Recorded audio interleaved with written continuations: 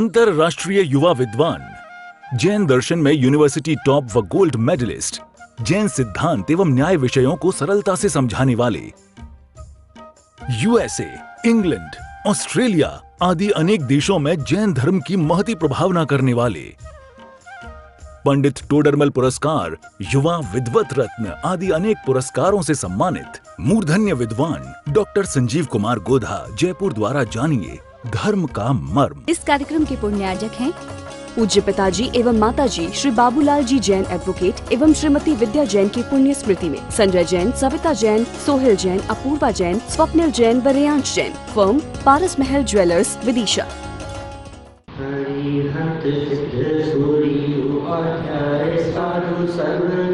अर्थ के प्रकाशी मांगलिक उपकारी है, इनको स्वरूप जाने रागते भरी जो भक्ति, काये को न आए स्तुति को उचारी है। नन नन दिन हिते काज सब आज भरे, कर जोड़ बारे बारे वंदना हमारी है।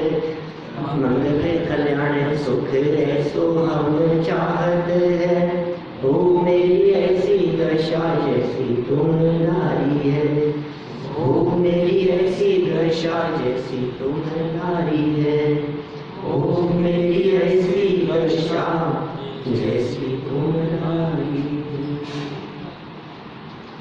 क्षत्रिय चूड़ामणि ग्रंथ के आधार से कल कहानी को अपन ने काफ़ी आगे बढ़ाने का प्रयास किया।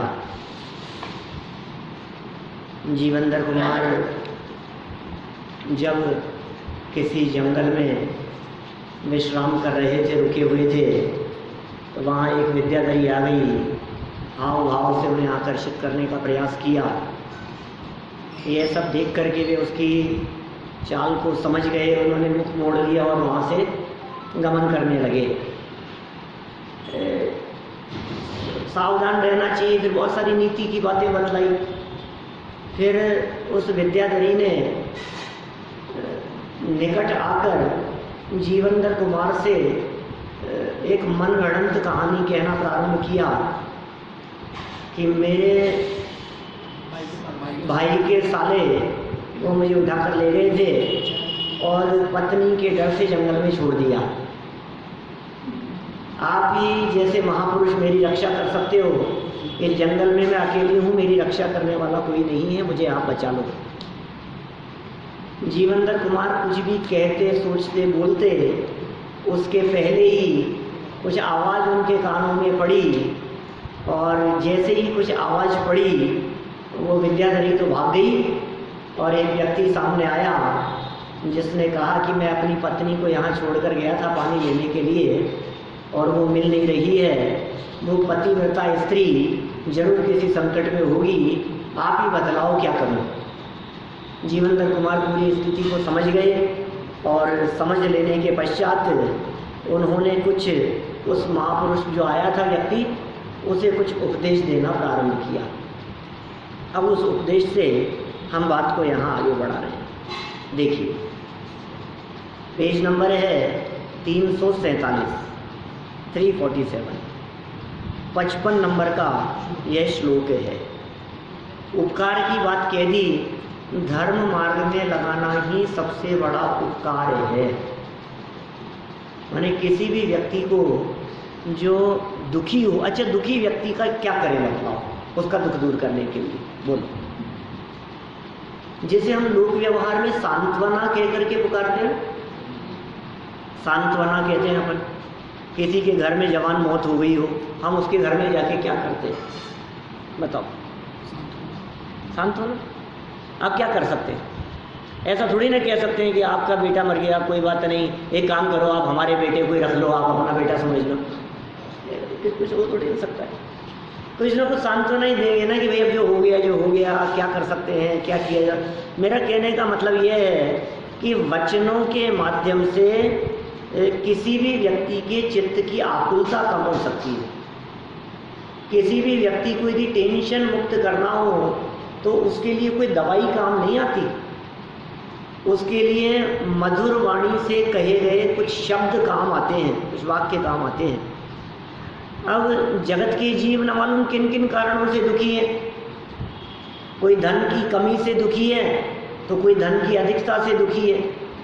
कोई नौकर नहीं होने से दुखी है, तो कोई नौकर होने पर भी काम न करने से दुखी है। कोई मोटापे से दुखी है, कोई पतलेपन से दुखी है।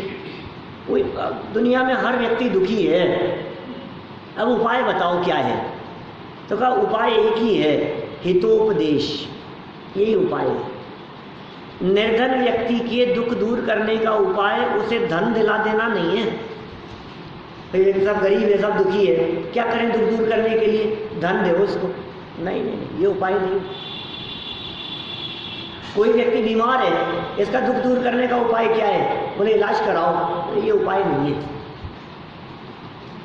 कोई व्यक्ति का वजन बहुत बढ़ गया है, दुखी है वजन बढ़ने से, उपाय क्या है? वजन कम करना। ये उपाय नहीं है। ये सब मिथ्या उपाय हैं। समझे? पात्रता होगी तो समझेगा, लेकिन उपाय तो यही है। समझाने पर भी ना समझे तो उस निर्धन व्यक्ति को धन दिया जाने पर भी वो सुखी नहीं होगा। क्या? उस मोटे व्यक्ति का यदि वजन कम कर दिया जाए तो भी वो सुखी नहीं होगा। पतले व्यक्ति का यदि वजन बढ़ा दिया जाए कुछ उपाय करके तो वो सुखी नहीं होगा। वास्तव में ये सारे उपाय सुखी होने के उपाय नहीं है। भ्रम से इन सब बातों में ये अज्ञानी व्यक्ति सुख समझता है ही नहीं इनमें से। इसलिए सच्चा उपाय क्या है? वो सच्चा उपाय उपदेश के माध्यम से समझाया जाता है। जीवेंद्र कुमार ये सत्य उपदेश उसको समझाने का प्रयास कर रहे हैं 55 नंबर के श्लोक में। देखिए जीवेंद्र कुमार का उपदेश। भवदत्त मुधार्तोसी विद्या वित्तो भवन्नपि न विद्यते हि विद्यायाम गम्यम रम्य वस्तुषु। हे भवदत्त, तू विद्या रूपी धन वाला होने पर भी क्यों व्यर्थ दुखी हो रहा है? विद्याधर है ना, विद्याएं तो बहुत है तेरे पास में, ज्ञान धन तो बहुत है तेरे पास में, समझ और बुद्धि की कमी तो नहीं है, पर ऐसा धन होने पर भी क्यों दुखी हो रहा है? स्त्री धन चला गया। स्त्री को भी धन कहा है शास्त्र में। स्त्री धन चला गया, लेकिन कोई बात नहीं, विद्या धन तो है तेरे पास में। निश्चय से विद्या के होने पर सुंदर पदार्थों में दुष्प्राप्य कुछ भी नहीं है। ओह, क्या बोल रहे हैं? पढ़ो, नीचे पढ़ो। हे भवदत्त विद्याधर, आप तो अनेक विद्या रूपी धन को धारण करने वाले साक्षात विद्याधर हो। आपको किसी प्रकार की चिंता करने की आवश्यकता नहीं। आपको काहे की चिंता है? आप व्यर्थ ही दुखी हो रहे हो, क्योंकि जिसके पास विद्या रूपी धन है उसे अनेक सुंदर वस्तुओं में से एक भी अप्राप्य वस्तु नहीं है। धन देखो, कहते हैं ना, सर्वे गुणा कांचन आश्रयन्ति। सुनिए कहावत, सारे गुण गोल्ड में देखे जाते हैं, सोने में। जैसे कहते हैं ना अपन, धनवानों का कोई दोष नहीं होता। जो धनवान पैसे वाले लोग होते हैं ना, उनके सारे अवगुण भी समाज में छिप जाते हैं। कोई दिक्कत नहीं है। वो धनवान व्यक्ति यदि कहीं शराब भी पी रहे होंगे ना, तो कोई उनकी निंदा नहीं करेगा। अरे नहीं, बड़े लोग हैं, पैसा दे रहे हैं आपके मंदिर में, दान दे रहे हैं, प्रतिष्ठित हैं। प्रतिष्ठित लोगों के घर में किसी भी तरह के गलत काम हो जाएं, लेकिन तो भी उनके कोई फर्क नहीं पड़ता है। क्यों? क्योंकि धन है उनके पास, पैसा है उनके पास। माने पैसा सर्व दोषों को ढक देता है, ऐसा जगत में देखा जाता है। जिसके पास में धन है वो धन खर्च करके कुछ भी कर लेता है काम। धन के माध्यम से सारे काम होते देखे जाते हैं। चाहो जो गाड़ी ले आओ, चाहो जिसको खरीद लो, चाहो जो काम कर लो, सब धन से सब काम हो जाते हैं, ऐसा जगत में देखा जाता है। तो जिसके पास में धन होता है ना, उसे किसी चीज़ की परवाह नहीं होती। अब यहाँ ये कह रहे हैं कि उस धन से भी ज़्यादा महत्वपूर्ण है विद्या धन। वो विद्याधन जिसके पास में है उसे काहे की तकलीफ, वो तो हर जगह पर मजे में रह सकता है। ये शिक्षा दे रहे हैं यहाँ, तुम तो विद्याधर हो भाई। जिसके पास विद्या रूपी धन है उसे अनेक सुंदर वस्तुओं में से एक भी अप्राप्य नहीं है। अप्राप्य माने ना मिल पाए, प्राप्त न हो सके, एक भी अप्राप्य नहीं है। आपको धैर्य धारण करना चाहिए, धैर्य धारण करो। देखिए विशेषण, आपको अपनी प्रिय पत्नी का वियोग हुआ है, यह बात सत्य होने पर भी आप अपनी विद्याओं का उपयोग करके थोड़े ही समय में उसे बिना परिश्रम के प्राप्त कर सकोगे। अतः स्त्री के वियोग में इतना अधीर होना उचित नहीं है और इसकी आवश्यकता भी नहीं। आपके पास तो विद्याएं थोड़े समय में प्राप्त कर लोगे, आप खोज लोगे, मिल जाएगी वो, और ज़्यादा अधीर होने की कुछ ज़रूरत नहीं है, आकुलित व्याकुलित होने की ज़रूरत नहीं है। बिना परिश्रम के ही आप अपनी पत्नी को खोजने में सफल हो जाओगे।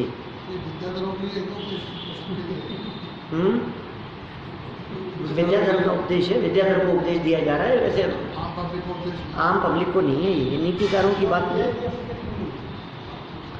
नीतिकार मतलब जगत जनों के लिए भी कह सकते हैं यदि आपके पास में ज्ञान है तो फिर आकुलता करने की जरूरत नहीं। विद्यावान लोगों के लिए ये बात कही है, ज्ञानवान लोगों के लिए ये बात कही है। यदि आप समझदार व्यक्ति हैं तो आपको कुछ भी विकल्प करने की जरूरत नहीं है। देखिए विद्वान अविद्वान का स्वरूप है, बहुत सुंदर बात कह दी। कौन मूर्ख है और कौन समझदार है? विद्वान माने कई लोग कहते हैं अरे साहब ये तो पंडित है। पंडित का उल्टा मालूम है आपको क्या होता है, अपोजिट क्या होता है? नहीं बोलो, हिंदी में पढ़ो, हिंदी में तो थोड़े समय पहले आर्य के अपोजिट के अंदर पढ़ा था मैंने, तो पंडित का अपोजिट होता है मूर्ख।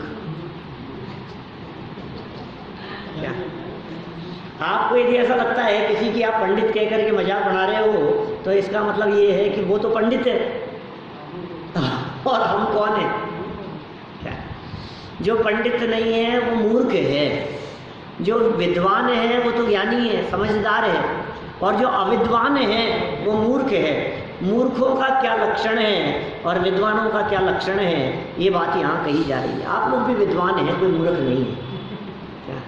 क्योंकि मुझे मालूम है आप लोगों को भी कोई ना कोई आस पड़ोस में परिचित जानकार लोग विद्वान कह करके, पंडित ज्ञानी कह करके पुकारते होंगे। क्यों नहीं कही? बहुत ज्ञानी हो गए अभी तो सत्संग की वजह से, यही कारण है। देखिए इनका स्वरूप बतलाते हैं।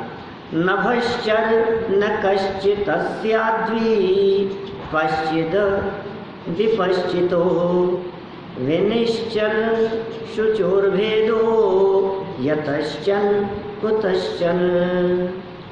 हे विद्याधर, इधर उधर से विपत्ति आ जाने पर निश्चल रहना और शोक करना, बस यही क्रमशः विद्वान और मूर्ख की पहचान है। निश्चल रहना और शोक करना, निश्चल रहना ये विद्वान की पहचान है और शोक करना ये मूर्ख की पहचान है। इसके सिवाय विद्वान और मूर्ख में और कुछ भी भेद नहीं है।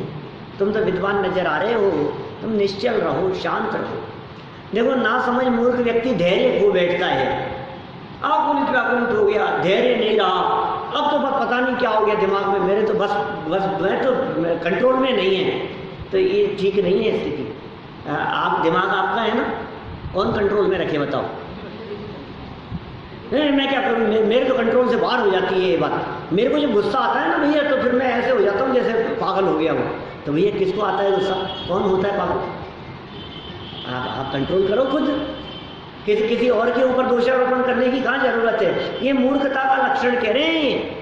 समझदार व्यक्ति प्रतिकूल परिस्थितियों से अप्रभावित रहते हैं। अनुकूलताएं और प्रतिकूलताएं दोनों ही जिन्हें प्रभावित नहीं कर पाए वे विद्वान होते हैं, वे समझदार ज्ञानी होते हैं।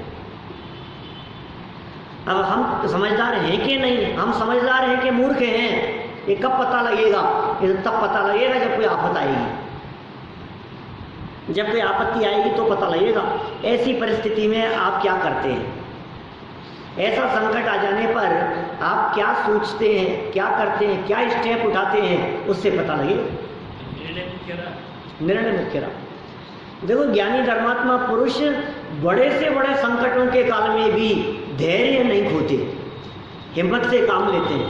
वो जानते हैं ये जो तकलीफ है ना, ये तकलीफ लंबे समय की नहीं है, ये टेम्परेरी है। बोलो, अब उस टेम्परेरी तकलीफ के को लेकर के बैठे रहो। मामा जी के साथ जो झगड़ा हो गया है ना, ये टेम्परेरी है, ज़्यादा लंबा नहीं है।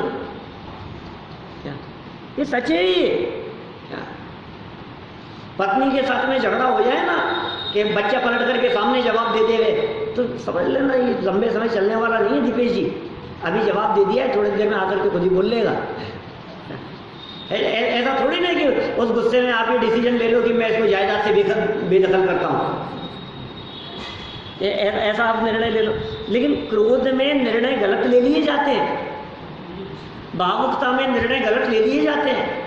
समझदारी इसी में है कि आप धैर्य ना खोवें, ये विद्वान का लक्षण, ज्ञानी का लक्षण बतला रहे हैं। और मूर्ख व्यक्ति तो ना समझे, जितनी हत्याएं होती हुई दिखाई दे रही है, मतलब आत्महत्याएं दुनिया में, ये सब किसका परिणाम है?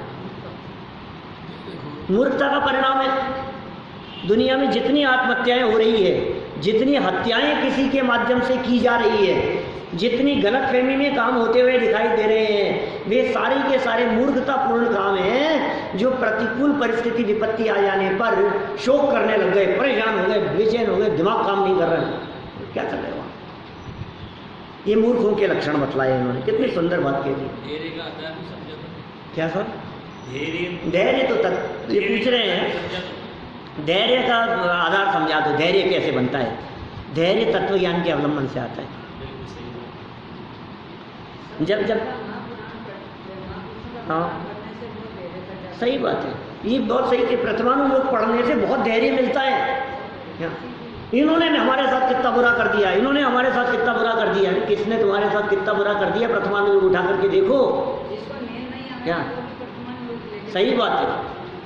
तुम्हारे पिता रावण जैसे तो नहीं है, तुम्हारे मामा शकुनी जैसे तो नहीं है, समझ लो आप, तुम्हारी पत्नी शूर्पणखा जैसी तो नहीं है, तुम्हारे पति ऐसे तो नहीं है रामचंद्र जी जैसे, अग्नि परीक्षा की बात करें, तुम्हारे सास ससुर ऐसे तो नहीं है जो लांछन लगा के घर से निकाल देवे।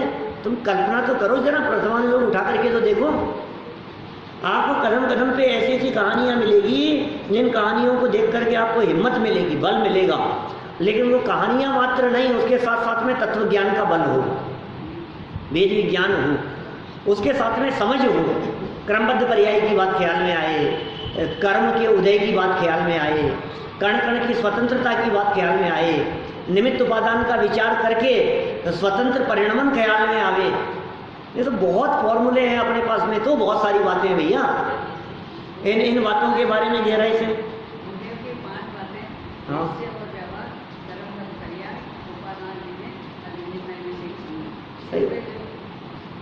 बोलो। और दृष्टि का विषय पांचवा, ये 5 बातें बहुत महत्वपूर्ण है उनकी। ऐसी बातें उन्होंने खोल करके रखी। निश्चय व्यवहार, निमित्त उपादान, क्रमबद्ध पर्याय, निमित्त नैमित्तिक संबंध और दृष्टि का विषय। ये सारी जिनागन में भरी है, कदम कदम पे जहाँ देखोगे वहाँ मिल जाएंगी ये सारी बातें। लेकिन ये बातें जब खुल खुल करके सामने आई तो लगा यार ये दर्शन कैसा है, ये जैन दर्शन बड़ा अद्भुत दर्शन है, यहाँ की बातें बड़ी विचित्र है, ये बातें बड़ी अद्भुत है। इन बातों की गहराई में जाओ तो आनंद आए। रामबाण उठती है, सही बात है साहब। देखिए साहब, ये मूर्ख और विद्वान की पहचान इन्होंने यहाँ बतला दी है। निश्चल रहना और शोक करना, बस यही क्रमशः विद्वान और मूर्ख की पहचान है। इसके सिवाय अन्वयार्थ पढ़ रहे हैं अपन, इसके सिवाय विद्वान और मूर्ख में और कुछ भी भेद नहीं है।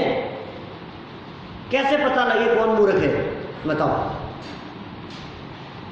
कैसे पता लगे? आपने एक छोटा सा वाक्य कहा और पलट करके सामने उल्टे सीधे जवाब दे दिए धैर्य रखे बिना, तो बोले ये इस समय मूर्ख दिखाई दे रहा है, ये मूर्खतापूर्ण काम कर रहा है। समझदार आदमी इतना तेजी में नहीं आता है। हो सकता है थोड़ी देर बाद में समझ आ जाए, क्योंकि मूर्खता कब समझदारी में बदल जाए और समझदार कब मूर्ख हो जाए, ये तो क्षण क्षण का परिणमन है ना। इसलिए किसी भी व्यक्ति को परमानेंट मूर्ख और परमानेंट ज्ञानी घोषित नहीं किया जा सकता है। ये सब क्षयोपशम ज्ञान की स्थितियां हैं। आज का क्षयोपशम ज्ञानी कल अज्ञानी हो सकता है, और आज का मिथ्या दृष्टि अज्ञानी कल ज्ञानी हो सकता है, समझदार हो सकता है। इसलिए इनसे किसी व्यक्ति का निर्णय करना ये समझदारी का काम नहीं है। सरल अर्थ देखें, हे विद्याधर, विद्वत जन विपत्ति आने पर भी, कैसी विपत्तियां आ सकती है? तबीयत खराब हो गई, बेटे को अटैक आ गया, हमें कोई तकलीफ नहीं है, बोलो हॉस्पिटल में एडमिट है, पत्नी का सर्वनाश हो गया, एक्सीडेंट हो गया हस्बैंड का, जिंदगी और मौत के बीच में झूल रहे हैं, डॉक्टरों ने कहा वेंटिलेटर पर ले जा रहे हैं, और ये तो रोना चालू कर दिया वेंटिलेटर पर ले जाते हैं। क्यों? किसी को वेंटिलेटर पे जाते हैं वो वापस थोड़ी ना आते हैं, ऐसा नहीं है। अब आने लगे आयु शेष होगी तो आ जाएगी, उसमें क्या फर्क पड़ गया। मैंने कितने बड़े बड़े संकट आ सकते हैं, धन चला गया, दुकान में आग लग गई, शॉर्ट सर्किट हो गया। अभी सूरत में थे ना हम, कैसा खतरनाक हादसा हुआ सूरत में, वीडियो देखे हम लोग, वहीं से 20 बच्चे मर गए, 22-25 साल के। कैसे आग में झुलस करके कैसे तड़प करके मरे होंगे आप, उनकी मौत की कल्पना तो करो, क्या स्थिति हुई होगी। 13 बच्चे ऊपर से छलांग लगा, 12 बज गए, 1 हैं 12 बज गए, 1 कूदने पर, ऊपर से 12 बच्चे कूदे 4थी मंजिल से, उनमें से 12 बच्चे बच गए और 1 मर गया कूदने पर, 4 मंजिल से कूदने पर। जान तो बच गई। मतलब लोग नीचे इतने इकट्ठे थे कि ऊपर से देना उन्होंने नीचे झेल लिया। हाँ, झेल लिया, झेल भी सकते थे, बच नहीं सकते। जो भी है, समझदारी से भी काम लिया जा सकता था। बहुत तरह के शिक्षाएं भी दी जानी चाहिए बच्चों को, किस तरह से काम में लेवें, अपने को भी समझ होनी चाहिए, क्या क्या उपाय किए जा सकते हैं उस समय बचने की दृष्टि से। अभी वो किसका एक मैसेज आया रहा था, एक कोई अग्रवाल है कोई, उसका कोई मैसेज था, कितनी समझदारी उनके साथ, बहुत सारी समझदारियाँ बतलाई उसमें, क्या क्या किया जा सकता है। बोले उस समय वो अपनी जीन्स को भी उतार करके उसकी रस्सियाँ बनाई जा सकती थी, बहुत मजबूत होती है, जीन्स पटती नहीं है, और लड़के लोग सब जीन्स पहनते हैं, उनको आपस में जोड़ा जा सकता था, मजबूत गांठें बनाई जा सकती थी। स्कूटर और बाइक की जो की चेन है, उसके रिंग से उसकी कड़ियाँ जोड़ी जा सकती थी, उनको आपस में एक दूसरे से जोड़ा जा सकता था, और बहुत आसानी से उतरा जा सकता था। जेब में चाबियाँ हैं ना सबके पास में, स्कूटर बाइक की चाबियाँ तो सबके पास में है, सब बच्चों के पास में, जीन्स शर्ट कपड़े सबके पहने हुए, बहुत तरह की बातें उसमें बतलाई समझदारी की। लेकिन इससे धैर्य रखना चाहिए, एकदम भीड़ भाड़ की जगह लाइन से भी धीरे धीरे कूदा जा सकता था, ऐसा क्या हो गया, कुछ और ज़्यादा जाने बच सकती थी। तो खैर बहुत तरह की बातें हैं, लेकिन वो सब कब होता, जब शोक संतप्त न होकर के कुछ धैर्य धारण किया जाता है। थोड़ा सा धैर्य से काम लो तो सब समस्या के समाधान मिलते हैं भाई साहब, और धैर्य नहीं हो तो क्या, कुछ भी नहीं हो सकता। ये बहुत पहले एक स्टोरी कहीं पढ़ी सुनी थी, एक व्यक्ति को रात को रोजाना सपना आता था, किसी दरवाजे कहीं किसी जगह पर खजाना छिपा हुआ है, और दौड़ता हुआ वहाँ जाता था, और वो गेट लॉक नहीं था, और उसको बहुत प्रयास करता था उसे धक्का देने को, पसीना पसीना हो जाता था और गेट नहीं खुलता था। 1 दिन हो गया, 2 दिन हो गए, 3 दिन हो गए, रोज वो परेशान था इस बात से कि इतनी कोशिश करने के बावजूद आके दरवाज़ा खुलता नहीं, और अंत में पसीना पसीना होकर के उसकी नींद खुल जाती थी। अब इसको सपना मान लो कि सच्ची घटना मान लो, ऐसा कुछ बहुत पुरानी कोई ऐसी सुनी थी कोई चर्चा हमने। फिर क्या हुआ, बाद में ऐसा हुआ कि किसी समझदार व्यक्ति ने बतलाया कि वहाँ जाकर के ताकत मत लगाना, एक बार धैर्य से काम लेना, समझदारी से। तो धैर्य और समझदारी से काम लिया तो दरवाज़ा धक्का देने से नहीं खुलना था, खींचने से खुलना था, बाहर की तरफ खुलने वाला। क्या माने कैसे कैसे काम, ना समझी के अंदर ये व्यक्ति आकुलित होता रहता है, ये परेशान है, खुल नहीं रहा है, धक्का दिए जा रहा है, ताकत लगाया जा रहा है, इतना प्रेशर लगाया जा रहा है, इतनी कोशिश कर रहा है, हो नहीं रहा है, काम हो नहीं रहा है। क्या इस कहानी को इस तरह से उल्टा बना सकते हो कि एक राजा था, उस राजा ने ऐलान किया कि हमारे दरवाजे के पीछे बहुत खजाने भरे हुए हैं और मैं उस खजाने का आधा खजाना उस व्यक्ति को दूंगा जिस व्यक्ति में इतनी ताकत होगी कि वो इस दरवाजे को अपनी ताकत से खोल सके। और जो आए वो ताकत लगाए। तो राजा ने कह दिया ना ताकत की बात, खूब ताकत लगा रहा है, खूब ताकत लगा रहा है, काम नहीं हो रहा है। ताकत लगाने की कही तो वो शारीरिक ताकत नहीं, वो बुद्धि की ताकत लगानी थी। कई बार नहीं होता है ऐसा, जब आपसे ताला नहीं खुलता है, ताले में आप चाबी लगाते हैं और बहुत ताकत लगाने का प्रयास करते हैं, इतने में कोई दूसरा व्यक्ति आता है, वो कहता है ताकत की नहीं टेक्निक की जरूरत है। ये चाबी ऐसे की, हल्का सा ऐसे घुमाया, ये क्या हुआ? बहुत ताकत लगा, ताकत नहीं लगानी है, टेक्निक लगानी है। तो टेक्निक लगाने वाला समझदार और ताकत प्रयोग करने वाला मूर्ख। विपत्ति के काल में, संकट के काल में धैर्य को खो देने वाला व्यक्ति वो मूर्ख व्यक्ति है और धैर्य समझदारी से काम लेने वाला समझदार है। देखिए, हे विद्याधर, विद्वत जन विपत्ति आने पर भी धैर्य धारण करते हैं और विशेष लाभ होने पर भी गर्व नहीं करते। दोनों बातें हो गई। खूब लाभ हो गया, अरे साहब क्या अपन तो 2 मिनट में, थोड़े दिन में वापस रोड पर आ जाएगा। क्या किस बात का गर्व कर रहे हैं? जितना ऊपर चढ़ा है ना, अब वहां से वापस नीचे भी उतरता है रास्ता, देर नहीं लगेगी नीचे आने में, उसमें गर्व भी नहीं करते बुद्धिमान व्यक्ति। अविद्वान मूर्ख लोग अल्प आपत्ति से ही अधीर हो जाते हैं और अल्प लाभ में ही फूल जाते हैं। विद्वान और अविद्वान में यही अंतर है। कितने सुंदर सुंदर बातें कह देते हैं भाई, जीवन उपयोगी बातें दिखाई देती है और डे टू डे लाइफ में अप्लाई करने जैसी बातें दिखाई देती है। संकट कब नहीं आते हैं, विपत्तियां कब नहीं आती है हमारे ऊपर, लेकिन रोजाना रोजमर्रा की जिंदगी में हम इनको यदि प्रयोग करते रहें तो एक सेकंड जैसे ही संकट आया और कुछ डिसीजन लेने का मन हुआ, तुरंत निर्णय करो। बुद्धिमान है कि मूर्ख है? बस ये प्रश्न उठा लो अपने दिमाग में, बुद्धिमान है या मूर्ख है? अपने आप से पूछो तो जवाब क्या आएगा? बुद्धिमान ही हूँ, अपने कौन मूर्ख कहेगा? बुद्धिमान हूँ। वो बुद्धिमान लोग क्या काम करते हैं? बस धैर्य से काम करो, कोई बात नहीं, हिम्मत रखो, सब ठीक हो जाएगा। संकट आते हैं लेकिन धैर्य जरूरी है।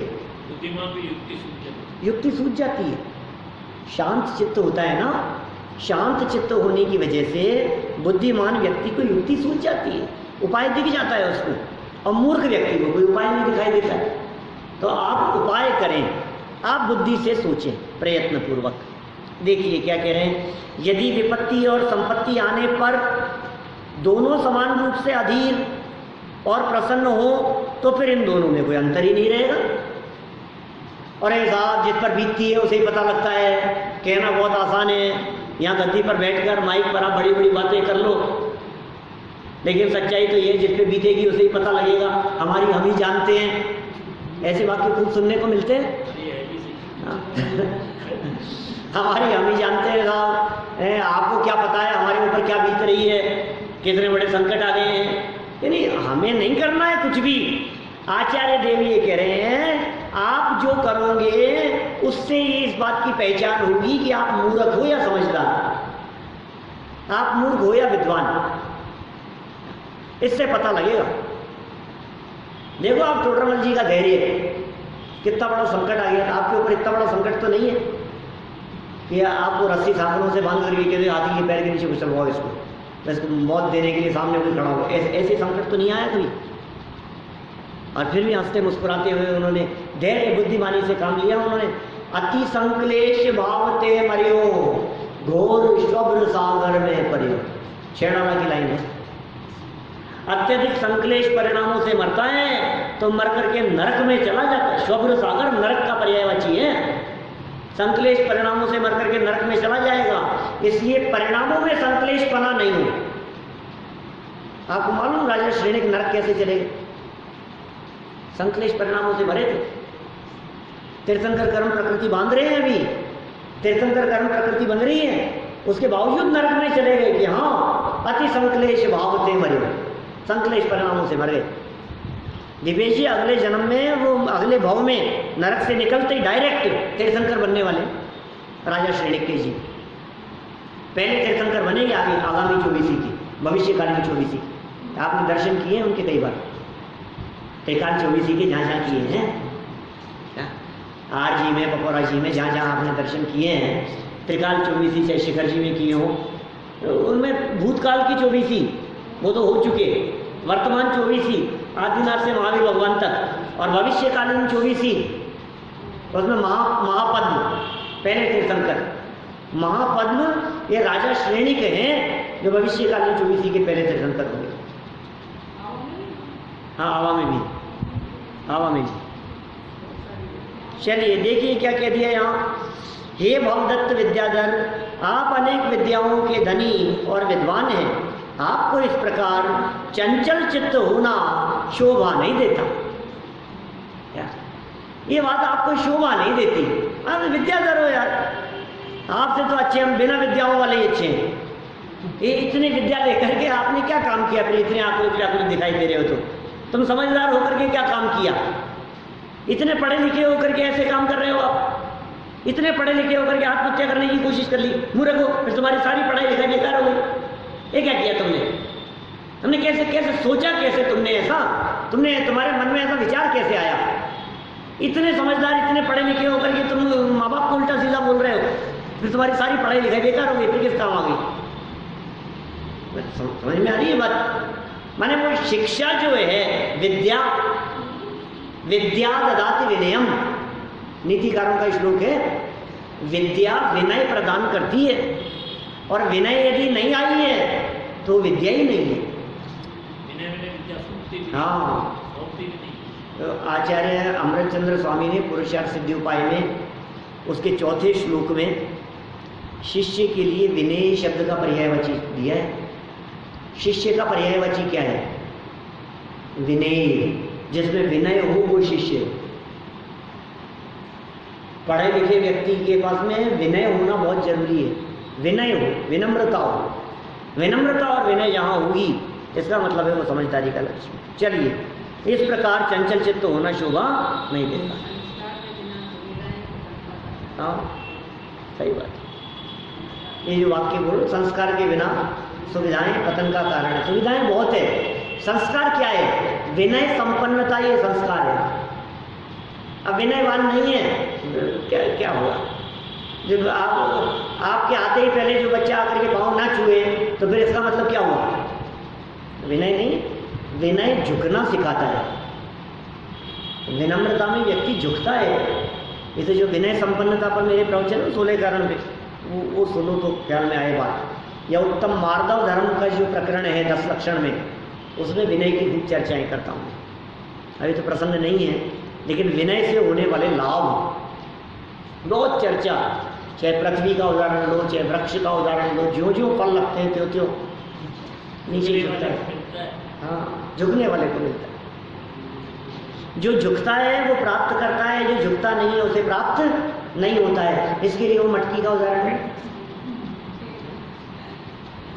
पिछले 25 साल में 20 बार दिया होगा यहाँ भी। हाँ, मटकी के ऊपर रखी हुई प्लेट ने मटकी से कहा, क्या कहा?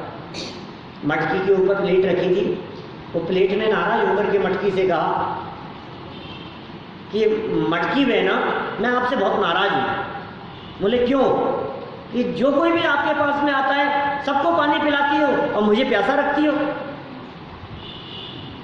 तो मटके ने भी जवाब दिया कि सुनो प्लेट बहना, मैं क्या कहूँ तुम्हारे को, जो मेरे पास में आता है, चाहे गिलास हो, चाहे लोटा हो, चाहे प्याला हो, कुछ भी हो, जो मेरे पास में आता है झुकता है, वो पानी से भर जाता है। तुम सदा मेरे माथे पे बैठी रहती हो, इसलिए प्यासी रहती हो।